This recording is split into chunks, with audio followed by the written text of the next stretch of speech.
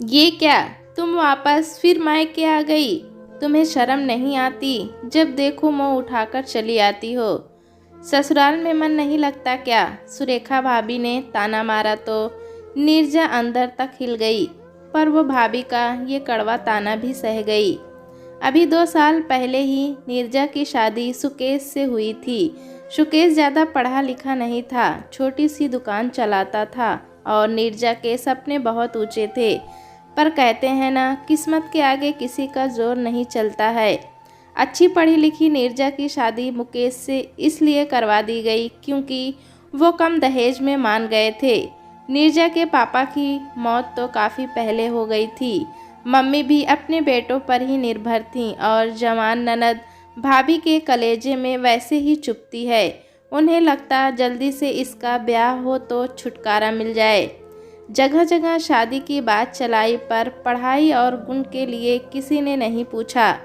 सब यही पूछ रहे थे, इकलौती बहन है, कितना शादी में दहेज दोगे? नीरजा शादी नहीं करना चाहती थी। उसका मानना था कि पहले अपने पैरों पर खड़ी हो जाए फिर शादी कर लेगी, पर सुरेखा भाभी ने एक न चलने दी। अब ये लो महारानी, पहले नौकरी करेंगी फिर 2-3 साल बाद शादी करेंगी। बूढ़ी होकर शादी करनी है क्या? समाज वाले हमारा जीना हराम कर देंगे, पर इसे तो हमारी परवाह ही नहीं। अब देखो ना, शादी की उम्र में शादी नहीं करेगी तो घर बैठी भी क्या करेगी? अब नौकरी कोई ऐसे तो धरी नहीं है जो चुटकी बजाते ही मिल जाएगी। ज़्यादा उम्र हो जाएगी तो लड़के नहीं मिलेंगे। मैं तो कह देती हूँ 2-3 महीनों में शादी निपटा दो ताकि हमारे सिर से बोझ उतरे। आगे हमारी भी जिंदगी है, कब तक कुंवारी ननद का बोझ सिर पर लेकर घूमेंगे? सुरेखा भाभी ने अपना फैसला सुना दिया। उनके आगे किसी की भी नहीं चलती थी। भाई रमेश ने हामी भर दी और नीरजा की मम्मी सुनीता जी की बोलती बंद हो गई। इसी साल नीरजा ने बीएड पूरा किया था। बड़ी मुश्किल से उसने ये डिग्री पूरी की और अब वो नौकरी करना चाहती थी, पर सुरेखा भाभी ने पूरा घर सिर पर उठा लिया था। रमेश भी अपनी तरफ से पूरी कोशिश कर रहा था, पर जहां अच्छे लड़के मिल रहे थे उतना ही दहेज मांग रहा था। आप भी बेकार में विचार कर रहे हो। अब लड़का 12वीं पास है, छोटी सी दुकान चलाता है तो क्या हुआ? दहेज की तो मांग नहीं है। मैं तो कह रही हूँ कि आँख मूंद कर हाँ कर दो और मम्मी जी और नीरजा से कह दूंगी हम तो इसी लड़के से शादी करेंगे। अब लाखों का दहेज हमारे पास नहीं है। रमेश ने घर पर बात की तो सुनीता बोली, एक ही बहन है, उसे भी कुएं में धक्का देगा? घर वर तो अच्छे से देख ले। नीरजा तो अच्छी पढ़ी लिखी है, वो 12वीं पास के साथ कैसे रह पाएगी? कैसा भाई है तू? अपनी छोटी बहन भी बोझ लगने लगी तुझे? मम्मी, सिर्फ नीरजा ही नहीं, आप और मेरी पत्नी भी मेरी जिम्मेदारी हैं। मेरे बच्चे भी तो हैं, मुझे उनका भविष्य भी तो देखना है। सारा धन बहन के ब्याह में लगा दूंगा तो मेरे बच्चों के भविष्य का क्या होगा? फिर मैं भी तो बहुत ज़्यादा नहीं कमाता हूँ। मुझे तो ये रिश्ता ठीक लग रहा है। लड़के वालों की कोई मांग भी नहीं है, इसीलिए तो मैं हाँ कहने जा रहा हूँ। ये सब नीरजा सुन लेती है। भैया, आप मेरे जीवन का फैसला करने जा रहे हो और मुझसे एक बार भी नहीं पूछा मेरी इच्छा और मेरी मर्जी क्या है? क्या आपको भी मेरी नौकरी करने से दिक्कत है? मुझे अपनी ज़िंदगी के 2 साल दे दो। मेरे पास बीएड की डिग्री है, फिर मैं कमाऊंगी तो आपका बोझ भी हल्का हो जाएगा। बस अब चुप कर। मैंने और सुरेखा ने फैसला कर लिया है, तेरी शादी उसी लड़के से होगी और अब तुझे जो भी करना है अपने घर जाकर करना। अब हमारे सिर पे बोझ उतरे। भैया, आप मुझे बार बार बोझ कहकर बुला रहे हो। कल को आपकी बेटी की भी बड़ी होगी तो वो भी बोझ होगी। उसकी शादी भी जल्दी ही बिना उसकी मर्जी के कर दोगे क्या? नीरजा ने सवाल किया तो रमेश और सुरेखा चुप हो गए। भाई और भाभी के दबाव के कारण नीरजा ने शादी के लिए हाँ कर दी। अपने सपनों को टूटता देखकर वो बहुत रोई। सुनीता जी ने उसे संभाला और उसकी शादी सुकेश से हो गई। नीरजा शादी कर ससुराल आई तो देखा यहाँ का माहौल एकदम ही अलग था। घर परिवार में पढ़ाई लिखाई से किसी को लेना देना नहीं था। सासू माँ ने यही बोला कि लड़की को पढ़ाकर क्या करना है, उसे तो चूल्हा चौका ही तो संभालना है। अब तेरी पढ़ाई को चूल्हे में झोंक दे और रसोई संभाल। हमें तो पढ़ी लिखी बहू नहीं चाहिए थी। ये तो तू हमारे बेटे को पसंद आ गई इसीलिए हामी भर दी, वरना लड़कियों की कोई कमी नहीं थी। ये सुनकर नीरजा मन महसूस कर रह गई। उसे लग रहा था कि उसके भैया भाभी ने उसकी पढ़ाई की कीमत नहीं समझी तो क्या हुआ, उसके ससुराल वाले ज़रूर समझेंगे। कम दहेज लिया था तो वो तो यही अंदाज़ा लगा रही थी कि वो लोग खुले विचारों के होंगे और किसी वजह से वो सुकेश की पढ़ाई पूरी नहीं कर पाए होंगे। ससुराल में आर्थिक स्थिति ज़्यादा नहीं थी। उसके ससुर जी लकवाग्रस्त थे और बिस्तर पर ही रहते थे और सास घर देखती थी। 2 छोटी नंदें थीं जो स्कूल में पढ़ रही थीं। सुकेश की एकमात्र कमाने वाला था और घर उसी से चल रहा था। नीरजा ने तसल्ली से घर की हालत का मुआयना किया। अपनी सास सुमित्रा जी को समझा। वो बोलने में तेज़ थीं, पर जब वो कोई प्यार से समझाए तो समझ जाती थीं। सुकेश भी कम बोलते थे। उसे बस सुबह से लेकर रात तक दुकान संभालनी होती थी। घूमने फिरने का भी समय नहीं मिल पाता था। वो अपनी पत्नी नीरजा की बहुत इज्जत करता था और उसे प्यार भी करता था। शुरुआत में नीरजा ने सबको समझा और फिर उसने एक दिन जब सास अकेली बैठी थी तो उनसे बात की। मम्मी जी, अभी तो दोनों बेटियां छोटी हैं, अब ये दोनों स्कूल से कॉलेज जाएंगी, कल को इनकी शादी भी करनी होगी तो इतने पैसे कहाँ से आएंगे। सुकेश की कमाई से तो बस घर ही चल पाता है, भविष्य के लिए कोई सेविंग तो नहीं है। अगर घर चलाने वाले 2 जन हो तो घर आराम से चलेगा, भविष्य के लिए पैसे भी जमा हो पाएंगे। हाँ बहू, तू तो ठीक कह रही है। अब देखो ना, सुकेश के पिताजी तो बिस्तर पे पड़े हुए हैं, दोनों बेटियां भी अभी छोटी हैं। अब कोई दूसरा बेटा भी नहीं है जो सहारा बन जाता। वो कमाता तो घर चलाने में और भी आसानी होती। मम्मी जी, ज़रूरी थोड़ी है बेटा ही घर चलाए, बेटी और बहू भी तो घर चला सकती हैं। अब देखो ना, मैंने भी बीएड की हुई है, अभी मुझे भी अच्छे स्कूल में अच्छी नौकरी मिल सकती है और मेरी पगार भी अच्छी खासी होगी। सुबह 7 बजे जाऊं और दोपहर तक घर वापस। अब अच्छा वेतन आएगा तो घर को ही सहारा मिलेगा, दोनों नंदों का जीवन संवर जाएगा। अब ये भी अकेले कितना और क्या कर लेंगे। नीरजा ने इतनी आसानी और शांतिपूर्वक समझाया तो उनके दिमाग में बात तो बैठ ही गई। उस वक्त उसकी सास कुछ नहीं बोली और न ही गुस्सा हुई। अगले दिन जब दोनों बेटियां स्कूल जा रही थी तो उन्होंने देखा कि एक के जूते घिसे हुए थे। तूने बताया नहीं, तेरे जूते घिस गए हैं, भैया नए दिला देते ना। भैया को बताया था पर वो बोले अभी इसी के काम चला ले, अगले महीने दिला देंगे।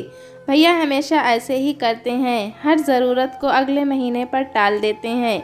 और वो रुआंसी होकर स्कूल चली गई। ये सुनकर सुमित्रा जी गंभीर हो गईं और नीरजा के प्रस्ताव पर सोचने लगीं। अगर नीरजा खुद नौकरी करना चाहती है तो बुराई क्या है, वो घर पहले की तरह संभाल ही लेंगी। अभी तो उनका बुढ़ापा और दोनों बेटियां का भविष्य भी है। उन्होंने सबको बुलाया और कहा कि वो चाहती हैं कि बहू नौकरी करे, मैं घर संभाल लूँगी, सुकेश और नीरजा बाहर का काम संभाल लेंगे तो जीवन की गाड़ी सही चलने लगेगी। ये सुनकर नीरजा बहुत खुश हुई और अपने मायके अपनी डिग्री लेने चली गई। सुरेखा ने उसे देखते ही ताना मारा और मुंह बनाया, पर नीरजा ने इसकी परवाह नहीं की और अपनी मम्मी सुनीता जी को बताया कि उसकी सास उसकी नौकरी के लिए राजी हो गई हैं। वो अपनी मार्कशीट, सर्टिफिकेट और डिग्री लेने आई है। ये सुनते ही सुरेखा चौंक गई। वो तो कभी नहीं चाहती थी कि उसकी ननद नौकरी करे और अच्छी ज़िंदगी जिए। आखिर उसके ससुराल वाले राजी कैसे हो गए। बहुत कोशिश करने पर भी नीरजा ने ये ना बताया कि आखिरकार उसकी सास उसकी नौकरी के लिए कैसे मान गई। नीरजा एक समझदार बहू थी। अब ससुराल ही उसका अपना घर है और वो अपने घर की परेशानी, अपने घर की बात घर में ही रखना चाहती थी। नीरजा ने शांतिपूर्वक ढंग से अपना सामान लिया और अपने ससुराल चल दी। पर जाने से पहले वो अपनी भाभी सुरेखा को कहकर गई, भाभी, आपने तो बहुत कोशिश की थी मेरी ज़िंदगी नरक बनाने की, पर मैंने भी ठान लिया था कि मैं अपनी ज़िंदगी संवार ही लूँगी। इतनी मेहनत से दिन रात जाग कर जो मैंने पढ़ाई की है उसे इस तरह तो बर्बाद नहीं होने दूँगी। मैं अपने पैरों पर एक दिन ज़रूर खड़ी होकर दिखाऊंगी। इसीलिए मैंने कोशिश की और मैं जीत गई। अब कुछ ही दिनों में मेरी नौकरी लग जाएगी, फिर मैं अच्छा कमाने भी लगूंगी। अच्छा, वैसे आपको कितनी पगार मिलेगी? सुरेखा ने पूछा। भाभी, आप कितनी भी पगार मिले वो आपके लिए नहीं होगी। मेरी सारी कमाई मेरे अपने घर ससुराल वालों के लिए ही होगी। आपको तो 1 रुपया भी नहीं मिलेगा। ये कहकर नीरजा ससुराल चली गई। कुछ दिनों की मेहनत और इंटरव्यू के बाद उसे एक अच्छी स्कूल में टीचर की नौकरी मिल गई। अब नीरजा अच्छा खासा कमाने लगी थी। घर की आर्थिक स्थिति भी सुधरने लगी। घर वालों की ज़रूरतें भी पूरी होने लगी। समय के साथ नीरजा को एक बेटा हो गया और उसका प्रमोशन भी हो गया था। अब वो सीनियर टीचर बन गई थी। उसकी पगार भी बढ़ गई। एक दिन सुबह घर में कोहराम मच गया। नीरजा के ससुर जी अचानक चल बसे। पिछले 4 सालों से वो बिस्तर पर ही थे। नीरजा ने बड़ी मुश्किल से अपनी सास सुमित्रा जी को संभाला और ढाढ़स बंधवाया। नीरजा सीनियर टीचर से स्कूल की प्रिंसिपल बन गई थी। कुछ सालों बाद दोनों नंदें बड़ी हो गईं। उन्होंने कॉलेज की पढ़ाई पूरी कर ली तो अब सुमित्रा जी को उनकी शादी की चिंता सताने लगी। वो जल्दी से दोनों की शादी करना चाहती थीं। एक दिन अचानक मायके से फ़ोन आया कि नीरजा के बड़े भाई की मृत्यु हो गई है। उसे अपने मायके जाना पड़ा। 13वीं तक वो वहीं पर रुक गई थी। उसकी भतीजी की पढ़ाई पूरी नहीं हुई थी। सुरेखा अपनी बेटी की पढ़ाई को लेकर चिंतित थी और घर में कमाने वाला जो था वो चला गया। भाभी, अब बिटिया की पढ़ाई की चिंता मत करना, उसका सारा खर्चा मैं उठाऊंगी और वो इंजीनियर बनना चाहती है तो उसे अच्छे से अच्छे संस्थान में मैं पढ़ाऊंगी। ये सुनते ही सुरेखा शर्म से ज़मीन में गड़ गई। नीरजा, उसे माफ़ कर दो, मैंने तुझे बोझ समझा था। शादी ज़बरदस्ती करवा दी और तुम मेरी बेटी के लिए इतना सोच रही हो। भाभी, जो हुआ सो हुआ, उसे भूल जाओ। अब हमें अपनी बेटी का जीवन संवारना है। नीरजा ने भाई की बेटी की भी जिम्मेदारी उठा ली। वो ससुराल आ गई। यहाँ सुमित्रा जी बेटी के लिए लड़का तलाशने लगी थीं, लेकिन नीरजा इसके लिए तैयार नहीं थी। उसका मानना था पहले दोनों अपने पैरों पर खड़ी हो जाएं, फिर जाकर शादी के बारे में सोचेंगे।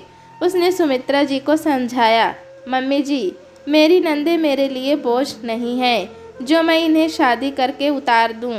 मेरी नंदों को मैंने बेटियों की तरह पाला है, इसीलिए ये मेरी जिम्मेदारी है कि जब तक ये दोनों अपने पांव पर खड़ी नहीं हो जाती तब तक मैं इनकी जिम्मेदारी उठाने को तैयार हूँ। अपने पैरों पर खड़ी होंगी तो ये दोनों एक बेहतर ज़िंदगी जी पाएंगी। लेकिन नीरजा, बेटियों को इनके घर भेज देते हैं, बाद में ये अपने हिसाब से ससुराल में पढ़ लेंगी। नहीं मम्मी जी, आप माँ होकर ऐसे कैसे कह सकती हैं। बेटियों को हम दूसरे घर पूरी तरह तैयार करके भेजेंगे ताकि इन पर कभी कोई मुसीबत आए तो ये पूरी तरह से उसका सामना कर सकें। मेरी दोनों नंदें मेरी बेटियां जैसी हैं। जो मेरे साथ हुआ वो मैं इनके साथ नहीं होने दूंगी। मेरे पास भी डिग्री थी तो मैं नौकरी करके घर चलाने में सहयोग दे पाई।